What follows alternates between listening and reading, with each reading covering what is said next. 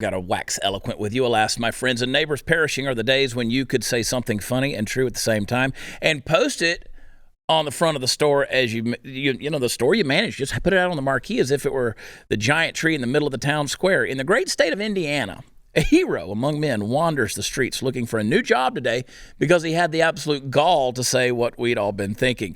The unnamed manager of a Dollar Tree store put this sign out front, and this is what he said. He said, "I apologize for us closing again. My 2 new cashiers quit because I said their boyfriends couldn't stand here for the entire shift. Don't hire Gen Zs. They don't know what work actually means. Now hiring baby boomers only. Thanks." Game, set, and match. Let me tell you something. If I was the CEO of Dollar Tree and I found out that this guy had put that sign on the front of my store, my pen would break the speed of sound, signing the necessary paperwork to promote him to the highest position in the company. And why? Because he gets it. That's why. Folks, we're limping along at the tail end of a pandemic that left our workforce in absolute tatters over the last couple of years. Everywhere you go, you see help wanted signs all over the dadgum place. Never has there ever been a bigger glut of jobs available to a larger group of asinine, worthless, lazy buttholes who don't have the sense God gave a banana split. Let me ask you something. What's more offensive to the common sense mind? The fact that these 2 brainless chicks quit because they thought they were being treated unfairly, or because of their boyfriends, plural boyfriends, had the requisite time on their hands to stand at the cash register of a store all day like horny bumps on a log? I mean, what the hell's going on in this country? Am I the one that's crazy? You can read that book and find out. No, what's crazy and most upsetting about this situation is that the frustrated manager who put the sign up out in front of the store got the boot. He got fired for pointing out what was not only obvious, but incredibly obviously, presumably, because he hurt somebody right in their feels, right? Folks, we're raising a new generation of namby-pamby, pajama-wearing, video game-guzzling, depressed, self-medicating, and self-diagnosing, fatally lazy intellectually, and in every other adverb form, masturbatory drains on the ever-collapsing teat of the society mid-prolapse.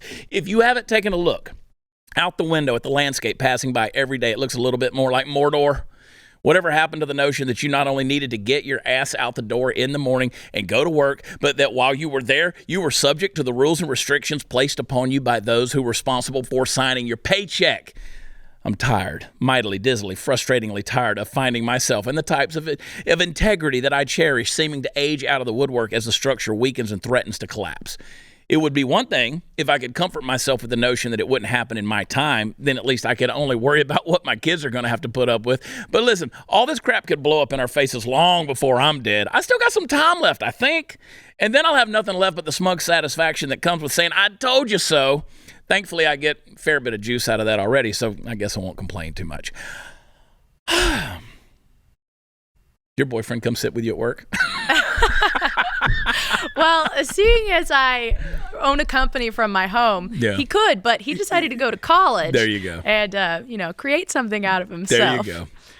Oh, boy, oh, boy, oh, boy. That description of Gen Z, I think, was probably my favorite I've ever heard. There you go. Can you send it to me so I can I'll send it to you. Memorize it? Listen, here's the thing about that. Now, imagine, Chris, how much that store manager had to put up with. Yep. Like, how much grace he gave them. Oh my and gosh. said, your boyfriend can't stay here. Can't stay here. But kept coming. Before he finally went and got all of the little letters out for the sign. Can you put the picture of the sign back up there again? If you got that, if you still got that clip. But he goes out there and he puts the sign up that says all of this stuff. It's amazing. It says, "We're only hiring boomers." Well, I mean, that's kind of what it's coming to. I mean, work is supposed to be apparently this place that's super comfortable.